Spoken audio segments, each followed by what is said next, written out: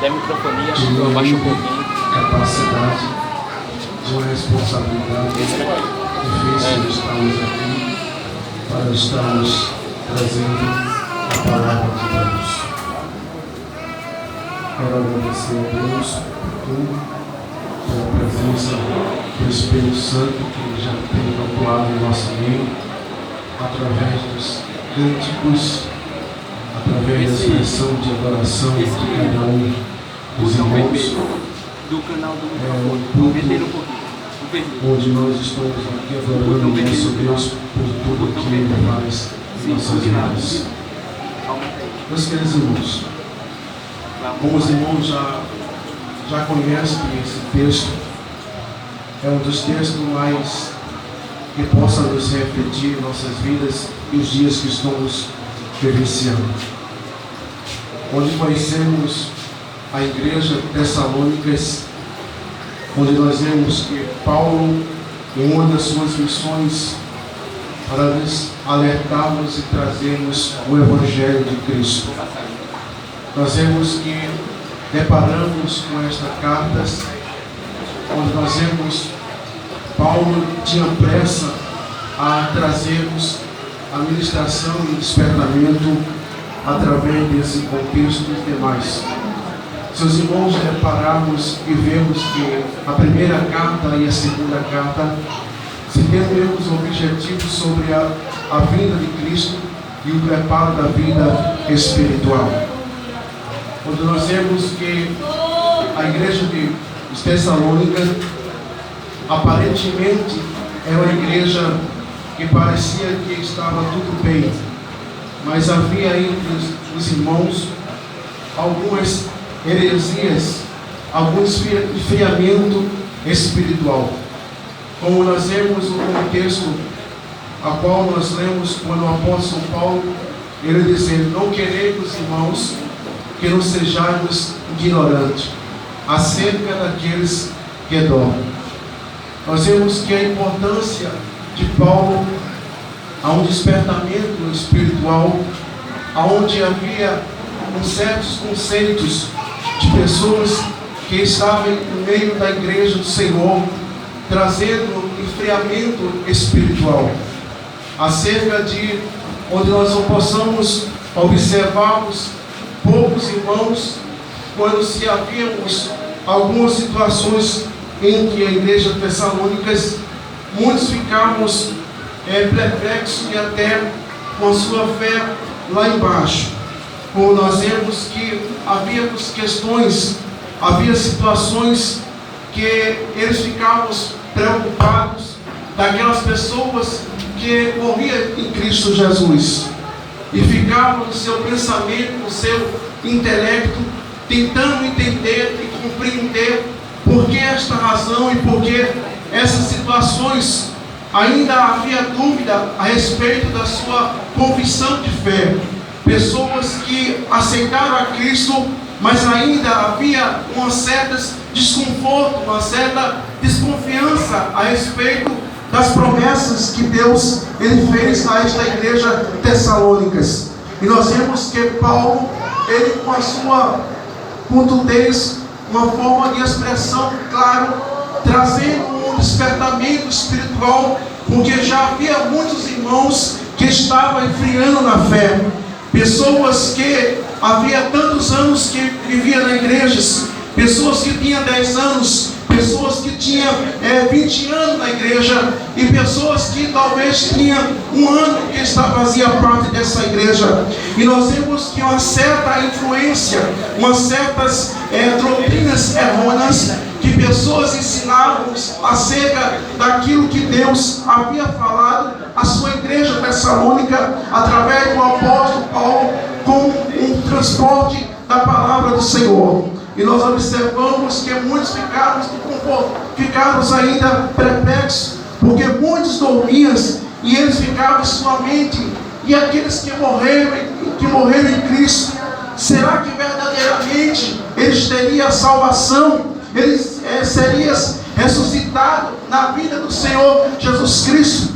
E nós observamos que Paulo, coerentemente, ele fala a respeito desse contexto, Mais adiante, quando nós vemos que Paulo expressando uma cerca no capítulo 5, versículo 1, quando ele diz: mas, meus irmãos, acerca do tempo e das estações, não é necessitai-vos de vós crescermos, porque vós mesmos sabemos que muito bem o dia do Senhor virá-vos como ladrão de noite. O ladrão, meus irmãos, sabe que ele não avisa, ele não diz o dia que vai assaltar uma casa de alguém, mas o ladrão, ele vem de repente, de súbito, onde muitas pessoas estarão desapercebidas, e aquele ladrão, ele vai roubar, ele vai saltear e tirar tudo que é de valor dentro de uma casa. E nós vemos que Jesus, o apóstolo Paulo, comparando a vida de Cristo a respeito como um ladrão que virá tão de repente, que pessoas estarão desapercebidas, pessoas estarão desatentas a respeito do que está acontecendo. E quando nós deparamos acerca do Mateus capítulo 24, versículo 7, quando nós observamos quando Jesus estava lá no jardim, e nós observamos uma certa coerência quando Jesus estava no jardim, e ali do jardim dava para ver o templo de Jerusalém, e nós observamos que ele chamava a atenção de Jesus a respeito do templo de Jerusalém, porque o templo chamava a atenção de qualquer pessoa que chegasse à cidade de Jerusalém, porque ali havia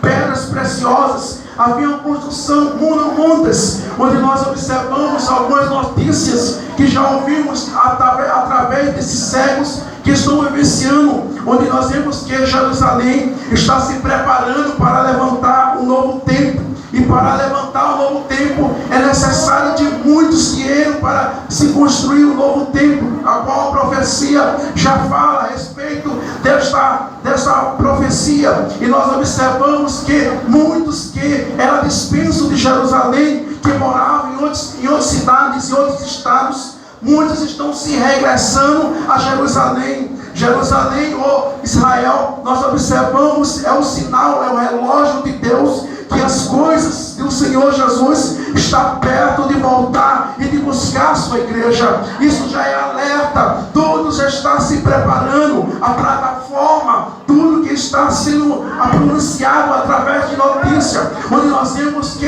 o Papa e alguns países estão se ajudando, onde nós vemos que existe uma profecia bíblica que 10 países vão se ajudar, vão se alinhar e vão se tornar uma nação só. E nós observamos isso, como a Bíblia nos diz, é apenas acontecimentos de dor, é como uma mulher está perto de dar à luz o menino, e a igreja está passando por este momento, onde nós vemos crise política, onde nós vemos tantas coisas que estão acontecendo no mundo, e alguns crentes desapercebidos ficam até perplexos com a situação que está acontecendo, onde nós vemos tantas enfermidades, onde está escrito no livro de Mateus, capítulo 24, versículo 7 e diante, onde se fala das pestes, e isto é profecia de Deus. Não é tempo de a gente ficar assustado quando nós vemos uma doença que está surgindo na China, e muitas pessoas estão com medo. Será que ela vem para o Brasil? Será que ela vai chegar aqui? Mas isso não importa, se ela vai chegar aqui, se ela vai matar 10, se ela vai matar 100, mas o que importa, Jesus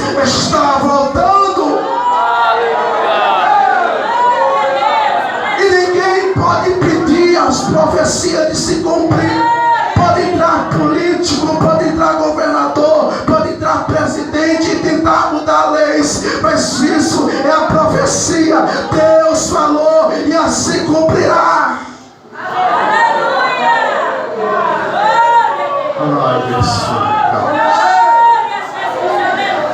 Mas nós temos que a gente vemos tantas coisas acontecendo. Quando nós vemos pessoas que ficam despreocupadas porque o Brasil está passando por uma crise, onde nós vemos que no Rio de Janeiro, São Paulo, as águas estão tomando contas, destruindo aquilo que se pode se destruir. E nós observamos que isso apenas é as contrações. Deus está falando conosco e dizemos: igreja, é tempo de se preparar, é tempo de ajuntar os pés, porque o Senhor está voltando para buscar a sua igreja. Ele virá como ladrão que não avisa, e muitos estão desapercebidos, muitos estão vivendo uma vida alheia, muitos estão vivendo uma vida despreocupada. Jesus está falando: não é tempo de você ficar com medo, não é tempo de você ficar frustrado, mas é tempo de você pôr a sua face no pó e dizer: Maranata, Maranata, vem Senhor Jesus. Aleluia, glória a Deus. Esse mundo já não dá mais para a gente. Mas existem muitos crentes conformados, preocupados com o seu futuro, preocupados nas promessas, nas profecias que muitas vezes se ouvem na igreja, profecias que vêm comportar o seu deleito, a sua vida. Mas a maior profecia que nós não devemos perdermos a esperança é a profecia que está escrita na Bíblia Sagrada, que Jesus, ele vai voltar, aleluia, vai levar uma igreja pura, uma igreja lavada, remida, separada do pecado. Aleluia. Deus não vai levar qualquer pessoa, Deus vai levar os fiéis à terra, e nós precisamos vigiar. Jesus está voltando.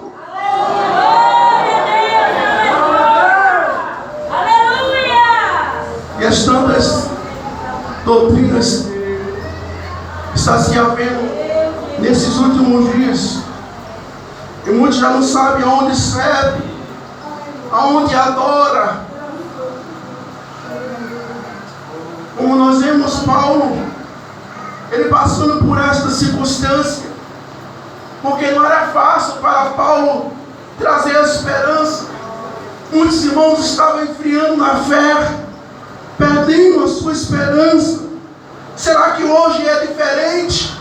Hoje é a mesma situações. Tem muito crente na igreja, mas não tem mais esperança, nem certeza da sua salvação. Serve a Deus, carrega a Bíblia, canta, louva, prega, mas muitas vezes não tem certeza da sua salvação. Vive apenas de aparência. Mas Jesus está falando: é tempo de se preparar.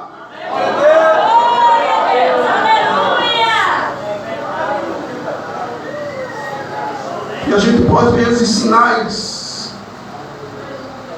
a gente pode ver essas circunstâncias acontecendo nesses últimos dias.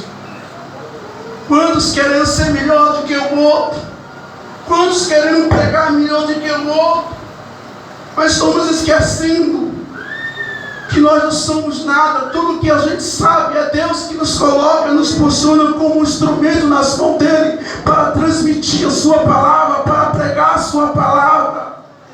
Mas estamos fazendo púlpito apenas de show, púlpito apenas de mostrar que é alguma coisa. Nós não somos nada. Nós precisamos se preparar para a vida de Cristo. Cristo não vem buscar uma igreja de aparência, um Cristo não vem buscar um pregador, Cristo não vem buscar pessoas que têm intelectual. Cristo vem buscar os fiéis da terra, aquele que renuncia ao pecado, aquele que diz não ao pecado.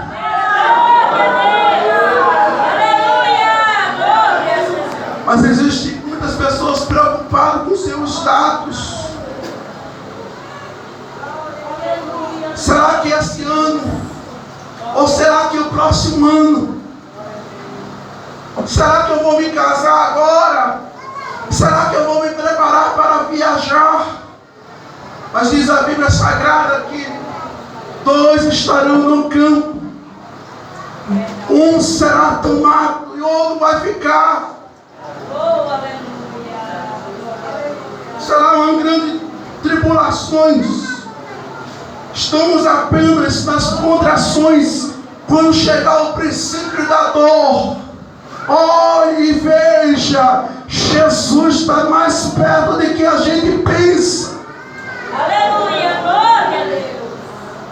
E nós vemos que muitos irmãos perdendo a sua confiança, a sua esperança. Será que eu morrer, eu vou ser arrebatado?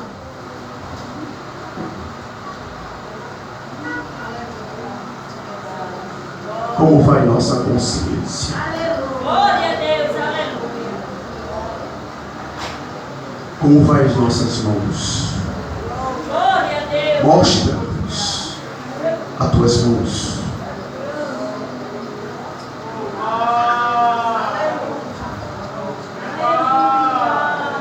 A vida de Cristo não é apenas uma história de quadrinho. A vida de Cristo não é apenas um conto de fada. Quando nós vemos pessoas que pregamos na rua, e a gente sabe disso, diz que muitas vezes, que desde o tempo da minha bisavó, minha avó, eu já vejo que o Senhor vai voltar, Ele nunca volta.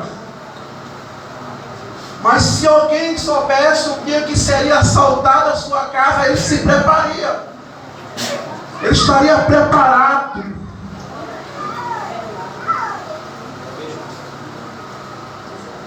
Glória a Deus, Glória a Deus, aleluia, Jesus. Oh, glória a Deus.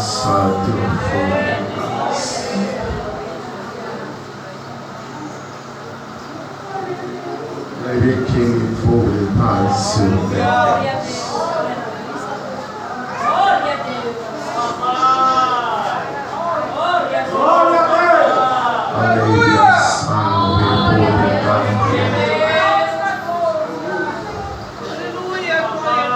se Jesus voltar agora, você tem certeza da sua salvação? Glória a Deus, glória a Deus, glória a Deus. As vossas consciências não tem o que julgar.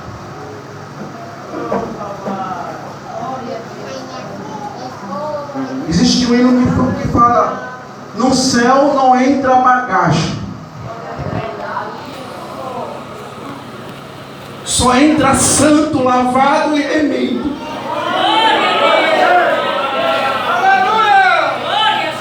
O evangelho que a gente aceitou não é um evangelho de aparência, mas Jesus disse: quer seguir a mim, tome sua cruz, renuncie e siga.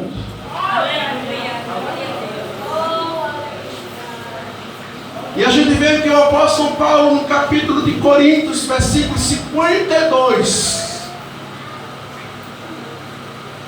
ele fala de um rapto, de um abrir e não fechar.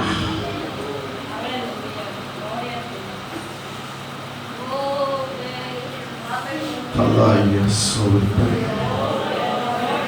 de milésimo de segundo seremos tomados à força. E esta geração, este mundo que nós vivemos, não só o Brasil, mas também aos exteriores, aos países geral, globo terra, irão sofrermos com esse impacto desse rápido, que a igreja será arrebatada, onde nós vemos que o apóstolo Paulo fala da trombeta, vai soar, aqueles que morreram em Cristo, estes ressuscitarão primeiro, não importa aonde eles morreram, se morreram em um avião, se morreram afogado, se morreram queimado, mas a terra tem que dar, lebecácia, a terra tem que dar o seu corpo, o mar tem que dar o seu corpo, o cemitério de Araçoiaba, onde tiver um crente fiel, tem que dar o seu corpo.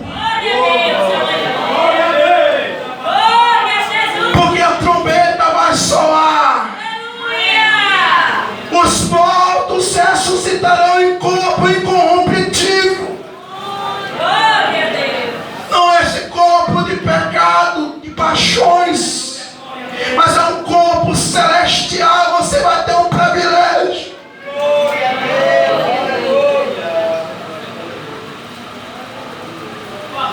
de ouvir a sua voz, de ouvir seu nome. Você pode estar enterrado onde que for, mas Deus vai dizer: José, Pedro, Aleluia! Maria, Glória a Deus! Glória a Deus! Glória a Deus! aleluia.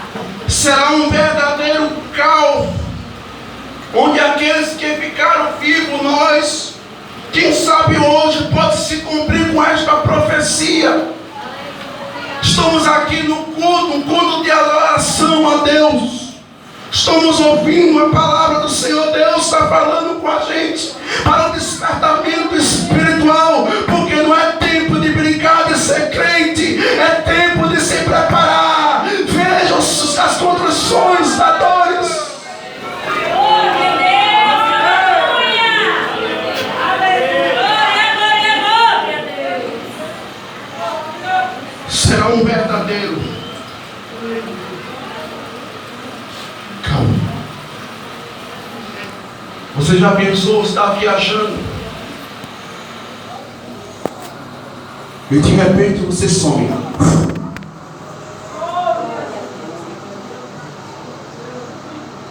Já pensou, você está trabalhando e de repente vai alguém na maternidade recepcionar as crianças recém-nascidas, e alguém vai dizer: aonde está aquelas crianças que estavam no berço?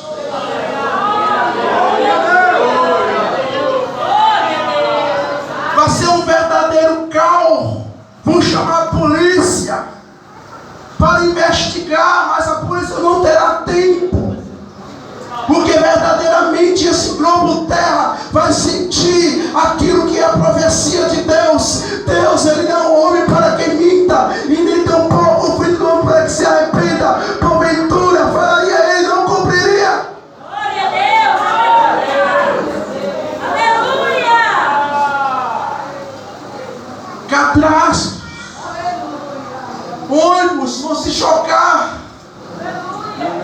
Nos Estados Unidos já não é permitido 2 pilotos crentes, o piloto e o copiloto, porque eles sabem que isso pode, é provável acontecer. Porque se tiver 2 pilotos crentes, quem irá dirigir o avião? Aleluia. A noiva do Cordeiro. Aleluia, glória a Deus. Alegrai-vos a vossa esperança. Você que muitas vezes está passando por tribulações, não é entendida, não é compreendida. Muitas vezes as enfermidades que atacam a situação, muitas vezes é tão difícil, mas alegra na esperança que um dia você vai trocar tudo isso aqui para a coroa de glória. A gente aqui muitas vezes somos decepcionados, somos incompreendidos.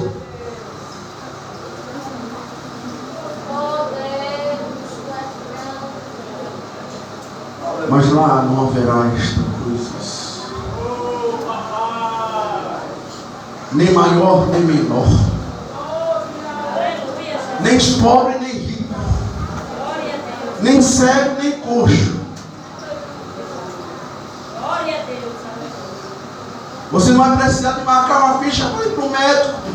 Oh, aleluia! Glória a Deus! Glória a Jesus! Nem tampouco vai precisar de pagar a sua energia.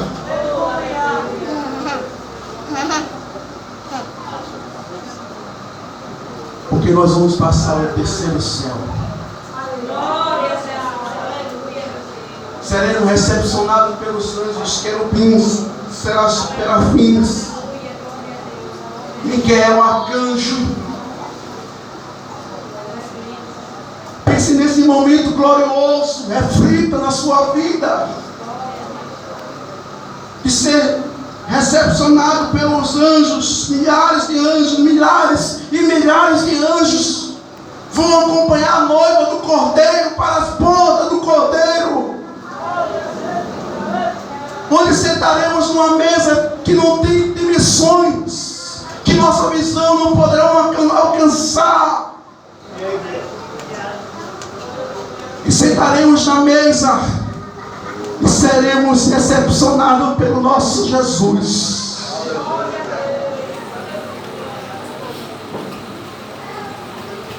Não haverá tristeza nem dor, é coração quebrantado. Mas alegrai-vos na esperança. Alegrai-vos, igreja, na esperança que um dia você vai sair daqui.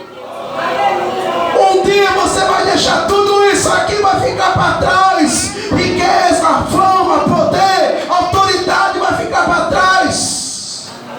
Só haverá lembrança de muitos vão dizer: Cristo a igreja levou.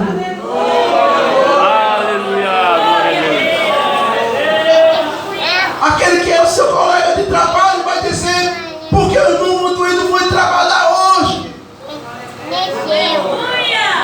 Porque não tem culto hoje. Reflita nesta noite: arrebatamento é sério, não é brincadeira.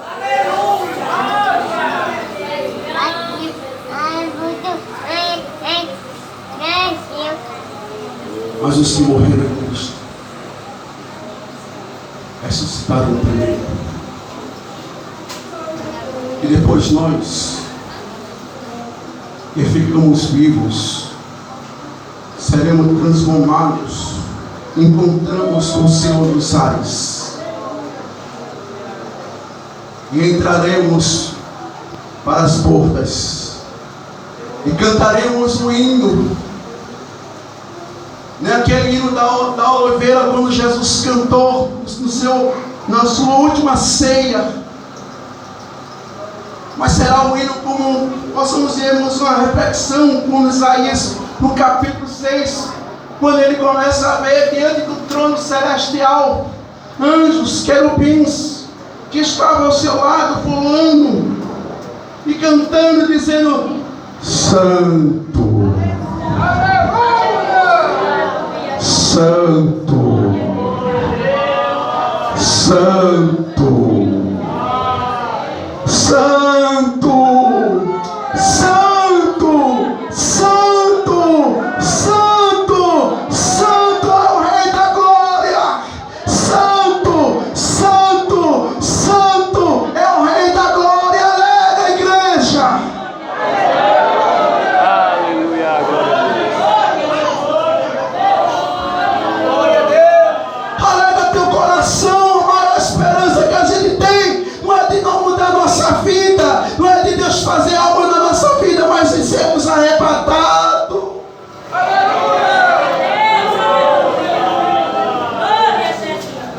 Aqui na terra, os cristãos buscam paz. Busca paz e busca. Mas a maior paz que a gente vai ter Manuel, é lá. pode mais pra trás. Te nega. Não, Chora hoje. ei, As lágrimas são derramadas. Aleluia. não, pra trás. Mas o Senhor está te preparando, te modelando para o dia da surpresa, para o grande dia de escatologia de acontecermos. Muitos vão ficar, porque não se engane com aparência, não importa quem seja. Mas Senhor, eu preguei, muitas almas se converteram. Eu expulsei demônios. Eu falei no teu nome. Mas se a minha vida não estiver enquadrada, Ele vai dizer: apartai-vos de mim, maldito, que eu não vos conheça.